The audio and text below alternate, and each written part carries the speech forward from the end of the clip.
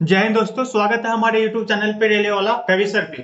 तो दोस्तों बात करते हैं अभी 7 अगस्त 2025 को जो एनटीपीसी इंटर स्टेट एग्जाम हुआ है, इनके फर्स्ट शिफ्ट का क्वेश्चन है। और देखते हैं जीके जीएस में कैसा क्वेश्चन आया और किन किन टॉपिक से क्वेश्चन आ रहा है, इनके बारे में बात करते हैं। तो दोस्तों आप सभी अपना अपना मिला लीजिए कितना आपने जीके जीएस में सही किया है। अगर आप लोग को क्वेश्चन याद है तो टेलीग्राम लिंक हम आप वीडियो के डिस्क्रिप्शन में डाल देंगे, वहां से क्वेश्चन जरूर भेजिएगा, जिससे आने वाले बच्चों का जो एग्जाम होगा वो एनालिसिस देखो, वो उसे थोड़ा हेल्प मिले। ठीक है, तो देखिए बाबू, देखिए पहला क्वेश्चन क्या था। तो पहला क्वेश्चन देखिए क्या था।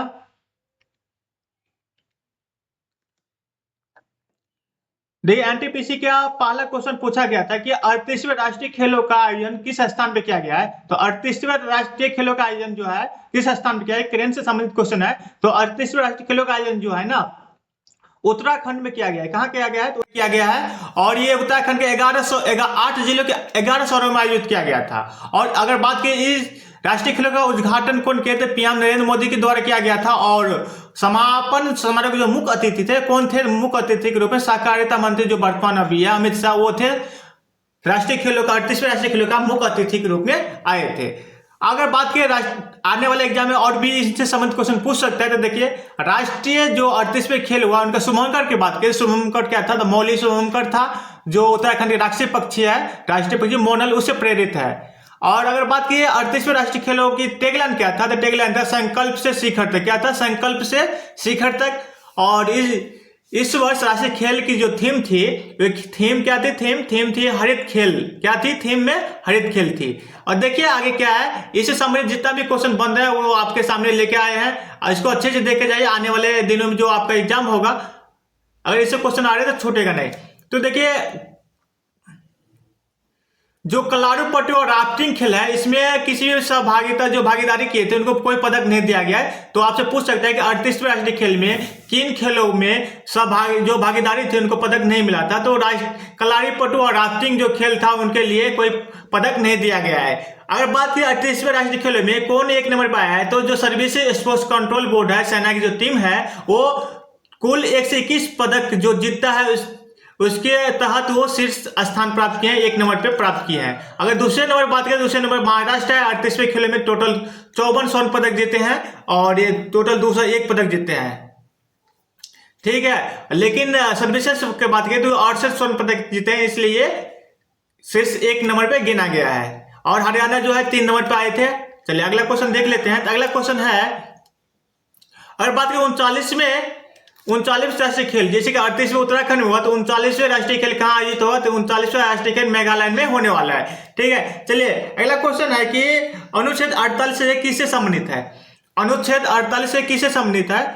अनुच्छेद 48 से जो है 42वां संविधान संशोधन 1976 के जो जोड़ा गया है, और इसके अंतर्गत पर्यावरण और वन संरक्षण से संबंधित है।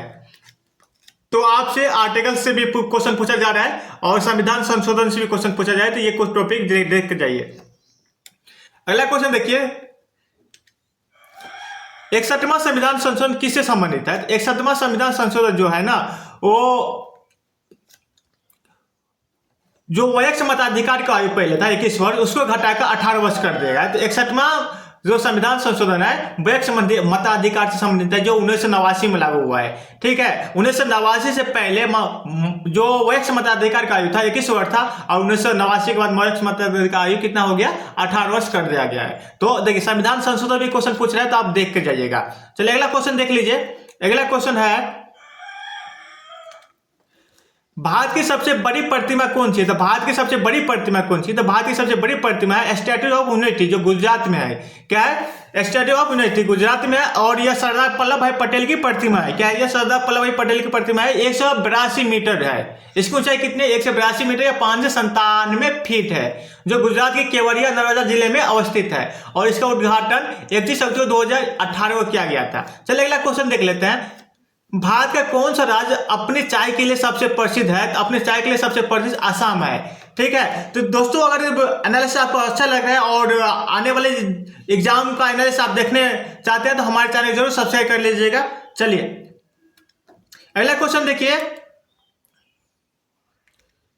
अगला क्वेश्चन है डिटर्जेंट पाउडर में किस अम्ल का उपयोग किया जाता है? तो डिटर्जेंट पाउडर में किस अम्ल का प्रयोग किया जाता है? सल्फोनिक अम्ल का उपयोग किया जाता है। किस अम्ल का? सल्फोनिक अम्ल का उपयोग किया जाता है। और दूसरा क्वेश्चन इसी से संबंधित पूछ लिया गया था, डिटर्जेंट पाउडर में कौन सा प्रमुख रसायन मौजूद होता है? तो सोडियम कार्बोनेट। कौन सा होता है? सोडियम कार्बोनेट डिटर्जेंट पाउडर में मौजूद होता है। अगला क्वेश्चन देख लेते हैं, भारत और अमेरिका के बीच संयुक्त सैन्य अभ्यास, युद्ध अभ्यास जो है, अमेरिकी सैनिक टुकड़ी का नाम क्या था? तो भारत और अमेरिका के बीच युद्ध अभ्यास होता है, तो पूछा है कि जो अमेरिकी सैनिक टुकड़ी थी उनका नाम क्या था? तो देखिए, युद्ध अभ्यास भारत और अमेरिका के बीच वार्षिक संयुक्त सैन्य अभ्यास होता है और इसका संस्करण जो है अमेरिकी सेना की 11th एयरबोर्न डिवीजन की टुकड़ी ने भाग लिया था। मतलब इस संस्करण में अमेरिका के जो सेना थी 11th एयरबोर्न डिवीजन, ये टुकड़ी भाग लिए थे युद्ध अभ्यास में। ठीक है, चलिए अगला क्वेश्चन देख लेते हैं। अगला क्वेश्चन है, संगम साहित्य क्या है? तो संगम साहित्य क्या था? तो संगम साहित्य की बात करें तो संगम साहित्य प्राचीन तमिल भाषा में रचित साहित्य है और ये जो है ना, इसकी रचना 300 ईसा पूर्व से 300 ईसा तक रची गई थी और ये संगम जो है मंदुरे शहर से जुड़ा हुआ है। तो संगम साहित्य क्या था? संगम साहित्य प्राचीन तमिल भाषा में रचित प्राचीन साहित्य है। क्या है? प्राचीन साहित्य है जो तमिल भाषा में लिखी गई है। चलिए अगला क्वेश्चन है, राज्य का सबसे बड़ा विधि अधिकारी कौन है? तो राज्य का सबसे बड़ा विधि अधिकारी महाधिवक्ता होता है। कौन होता है? महाधिवक्ता, एडवोकेट जनरल होता है और ये आर्टिकल 165 में है। राज्य का सबसे बड़ा विधि अधिकारी होता है, इसकी नियुक्ति राज्यपाल के द्वारा किया जाता है। अगर सेंट्रल की बात करें तो सेंट्रल में महान्यायवादी होता है जो आर्टिकल 76 के तहत देश का सबसे बड़े विधि अधिकारी होते हैं, महान्यायवादी। चलिए अगला क्वेश्चन, अब महान्यायवादी की नियुक्ति राष्ट्रपति के द्वारा किया जाता है। देखिए अगला क्वेश्चन है, कान फिल्म समारोह में कौन सा मुख्य पुरस्कार दिया जाता है? तो कान फिल्म समारोह में मुख्य पुरस्कार के रूप में पांडे ओ कान फिल्म समारोह का सबसे प्रतिष्ठित और सर्वोच्च पुरस्कार है। देखिए कौन सा है? पाल्म डिओ। ये जो पाल्म कान फिल्म समारोह है इसका सबसे प्रसिद्ध पुरस्कार में पाल्म डिओर है। यह पुरस्कार सबसे फिल्म को प्रदान किया जाता है, जो जिसका बेस्ट फिल्म होता है उनको यह पुरस्कार दिया जाता है। कान फिल्म महोत्सव की जो 1955 से शुरू हुआ है और इनका अर्थ होता है, देखिए फ्रेंच भाषा में पाल्म और डी का अर्थ होता है गोल्डन पाल्म। क्या होता है? Golden palm. इसे संबंधित सभी टॉपिक देख लीजिए। चलिए अगला क्वेश्चन देख लेते हैं। अगला क्वेश्चन है, हिमालय की सबसे पूर्वी चोटी कौन सी है? तो हिमालय की सबसे पूर्वी चोटी का नाम चरवा है। क्या है? हिमालय की सबसे पूर्वी चोटी का नाम क्या है? नाम चरवा है और यह चोटी तिब्बत में अवस्थित है। इसकी ऊंचाई की बात करें 7782 मीटर इसकी ऊंचाई है। अगला क्वेश्चन देखिए, भीमबेटका की गुफाएं किस राज्य में स्थित है? तो भीमबेटका की गुफाएं किस राज्य में स्थित है? तो भीमबेटका की गुफाएं मध्य प्रदेश राज्य में रायसेन जिले में अवस्थित है। ये गुफाएं शैल चित्रों के लिए प्रसिद्ध है, रॉक पेंटिंग के लिए प्रसिद्ध है। ठीक है, अब भीमबेटका की गुफा को 2003 में यूनेस्को के विश्व विरासत स्थल में शामिल किया गया है। अगला क्वेश्चन देख लेते हैं। अगला क्वेश्चन है, हाल ही में आरबीआई के नए डिप्टी गवर्नर किसे बनाया गया है? तो आरबीआई के नए डिप्टी गवर्नर किसे बनाया गया? तो पूनम गुप्ता को बनाया गया है। किसे बनाया गया? डिप्टी गवर्नर पूनम गुप्ता को बनाया गया है। और जो ये है ना 3 वर्ष के लिए जो भारतीय रिजर्व बैंक के डिप्टी गवर्नर के रूप में नियुक्त हुई है, इसे 2 अप्रैल 2025 में नियुक्त किया गया है। और जो पूनम गुप्ता है, माइकल डी पेट्रा जो है इसकी जगह लेने वाले हैं। संजय मल्होत्रा जो है भारत के मुख्य गवर्नर जनरल है, जो 26वें नंबर के है, ये भी याद रखिए। अगला क्वेश्चन देख लेते हैं। अगला क्वेश्चन है, आर्टिफिशियल इंटेलिजेंस से संबंधित कौन सा राज्य ने हाल ही में योजना शुरू किया है? तो आर्टिफिशियल इंटेलिजेंस से संबंधित राज्य कौन सा जो योजना शुरू किया है? तो वो है तेलंगाना। तेलंगाना राज्य जो है आर्टिफिशियल योजना शुरू किया है। Telangana state artificial intelligence mission TAIMS जो शुरू किया है, ये तेलंगाना शुरू किया है। और ये जो योजना शुरू किया है ये नेस्कॉम से संबंधित सहयोग से संचालित किया जा रहा है तेलंगाना सरकार। अगला क्वेश्चन देख लीजिए। अगला क्वेश्चन है, 2024-25 में इंग्लैंड से भारत में आए विदेशी प्रत्यक्ष निवेश का प्रतिशत कितना है? FDI कितना है? 2024-25 में भारत के कुल $81.04 अरब FDI प्राप्त हुआ है और इसमें यूके से जो प्राप्त हुआ है ना मात्र $795 मिलियन जो प्राप्त हुआ, याद रखिए। ठीक है, और यूके जो है FDI का हिस्सा केवल भारत में 1% था। और अगर बात करें तो सबसे प्रमुख स्रोतों में सिंगापुर 30%, मॉरिशस जो 17% और अमेरिका 11% रूप में शामिल है। अगला क्वेश्चन देख लीजिए। अगला क्वेश्चन जो है, किसी भी राज्य के मुख्यमंत्री किसके प्रति उत्तरदायी है? तो किसी भी राज्य के मुख्यमंत्री क्या होता है, वो विधान परिषद जो होता है उसके प्रति उत्तरदायी होता है। क्या होता है? विधान परिषद के प्रति उत्तरदायी होता है। मुख्यमंत्री हो या मंत्री परिषद हो, सामूहिक रूप से विधान परिषद के प्रति। अगर बात कीजिए केंद्र में, तो केंद्र में जो लोकसभा होता है और मंत्री परिषद जो है लोकसभा के प्रति उत्तरदायी होता है। देखिए अगला क्वेश्चन है, रडार किसने लॉन्च किया है? रडार ऐप किसने लॉन्च किया है? तो भारतीय मौसम विज्ञान जो है संस्थान, उसके द्वारा रडार नामक ऐप लॉन्च किया गया है। अगला क्वेश्चन देख लेते हैं। अगला क्वेश्चन है, हर घर में जल पहुंचाने के लिए कौन सी योजना शुरू की गई है? तो हर घर में जल पहुंचाने के लिए जल जीवन योजना शुरू की गई है। ठीक है, चलिए अगला क्वेश्चन देख लेते हैं। अगला क्वेश्चन है, मोरक्को से आए यात्री इब्न बतूता ने भारत में घोड़े से डाक भेजेंगे प्रणाली को क्या कहा था? तो मोरक्को से जो यात्री थे इब्न बतूता, ये भारत में जो घोड़े से डाक भेज रहे थे उस प्रणाली को क्या कहा था? तो देखिए, जो मोरक्को यात्री इब्न बतूता थे 14वीं शताब्दी में भारत आए थे और मोहम्मद बिन तुगलक के समय में भारत आए थे। और जो अपनी यात्रा वृत्तांत है, इब्न बतूता की जो यात्रा वृत्तांत है वो ले रहा है, उसमें डाक व्यवस्था का विस्तृत चित्रण किया है। और जो घोड़े से यानी डाक व्यवस्था जो भेजा जाता था उसको उलूक कहा जाता था। क्या कहा जाता था? उलूक कहा जाता था। ये याद रखिए। अगला क्वेश्चन देखिए। अगला क्वेश्चन है, 1947 से 1991 तक भारत की अर्थव्यवस्था मुख्यतः किस पर निर्भर थी? तो 1947 से 1991 तक भारत की अर्थव्यवस्था एग्रीकल्चर यानी कृषि पर आधारित थी।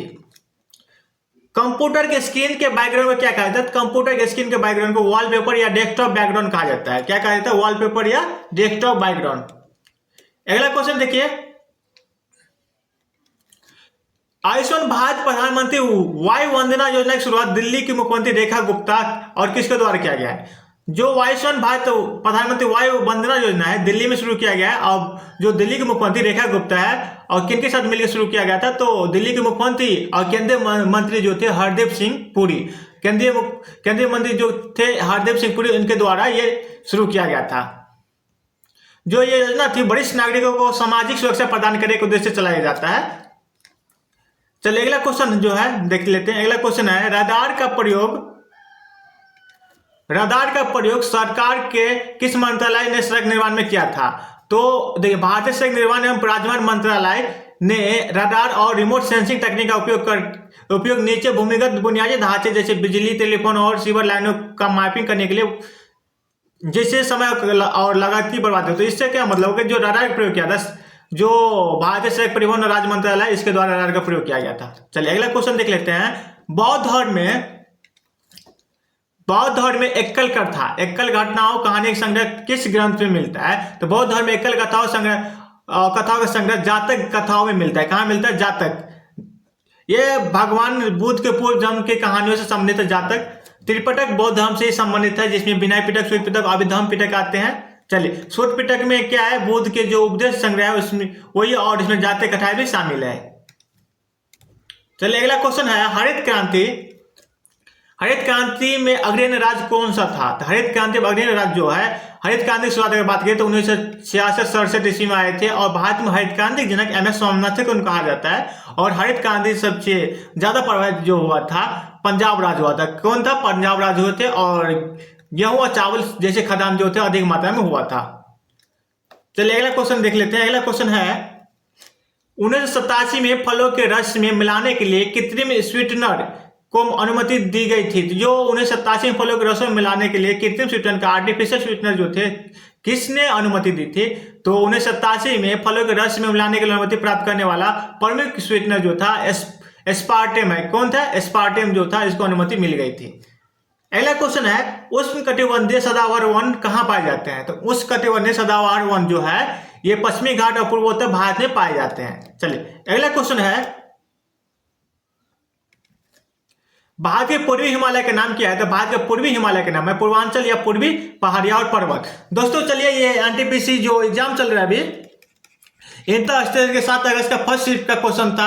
आप देख कर मिला सकते हैं अपना और बता सकते हैं। अगर जिनका भी आगे एग्जाम हो रहा है वो हमारे टेलीग्राम जो ग्रुप है उस पर अपना क्वेश्चन शेयर कर सकते हैं जरूर। ठीक है, चलिए मिलते हैं फिर अगला वीडियो में, तब तक के लिए